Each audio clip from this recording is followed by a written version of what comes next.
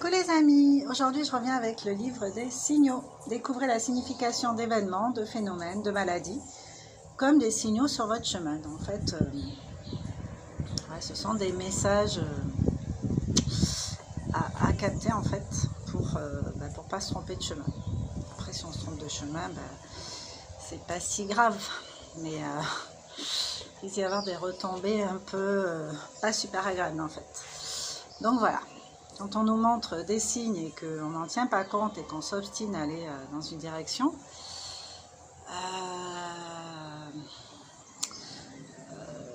les signes s'intensifient, la loi de la cause à effet s'intensifie, donc les conséquences en fait s'intensifient, jusqu'à ce qu'on comprenne que finalement ce chemin-là n'est pas le nôtre.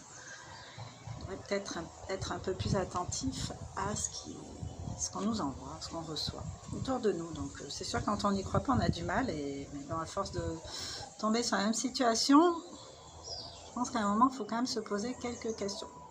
Ça, c'est moi. Donc je vais prendre une situation au hasard, en espérant qu'elle vous parlera en fait.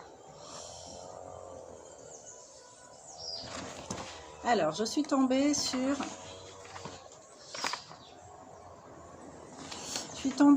tu as le sentiment que les rayons de ta roue de bicyclette se cassent trop facilement ou trop souvent. Donc si vraiment c'est une situation qui vous arrive fréquemment, je vais vous lire les grandes lignes. Une grande tête, tu as beaucoup avalé. Intellectuellement, tu as beaucoup noté et enregistré dans ton cerveau. Tu as vu et absorbé, mais tu vis exagérément à partir de ce terrain de stockage, à partir de ta tête. Oui, ta tête semble un réceptacle et tu portes vaillamment des fardeaux pour pouvoir faire face à l'agitation de vie autour de toi. Tu es convaincu de devoir beaucoup observer et noter, de devoir réfléchir sur beaucoup de choses, de devoir tout tenir à l'œil et le stocker dans ta mémoire et dans le réservoir de ta connaissance. Parce que tu n'as pas assez confiance dans le fait que le cours des choses puisse être favorable sans que tu t'en occupes intensément. Bon là, moi ça me parle de contrôle en fait. Quelqu'un qui aurait tendance à vouloir contrôler un peu tout autour de lui. Tu bâtis trop peu ta vie sur un lâcher-prise, sur ton intuition, sur l'inspiration du présent moment, du maintenant. Il est bon de renforcer ta foi en toi-même, de renforcer ta confiance dans un déroulement joyeux et heureux de ta vie, en toi et autour de toi. Tu contrôles trop la vie comme un scientifique, insuffisamment comme un créateur plein de foi et de confiance. Donc c'est ça. Le contrôle, vouloir tout contrôler en sachant que de toute façon ça n'est pas possible. Donc ceux qui sont dans ce truc-là particulièrement, en fait c'est la blessure de trahison qui est bien présente et qui amène à vouloir contrôler pour ne plus se sentir trahi. Je me suis fait trahir une fois, il est hors de question que ça recommence. Donc maintenant, c'est moi qui vais gérer le tout, c'est moi qui vais contrôler et ça ne m'arrivera plus. Ça, c'est dans la tête, parce que dans la vraie vie, ça ne se passe pas comme ça. Et autant on peut contrôler soi, ses réactions, et encore, si c'est pas spontané, si on reste dans de l'absolu contrôle, à pas exprimer ses émotions, tout ça, c'est pas bon pour soi déjà. Et en plus, les autres, on ne peut pas les contrôler. Mais tant mieux. C'est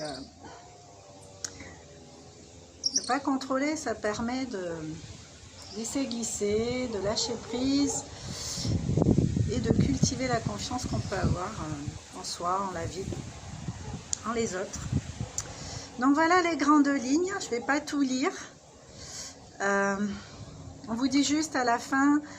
parfois la tension dans ta tête devient trop grande. Tu penses à beaucoup de choses qui n'ont plus rien à voir avec toi, avec ta vie.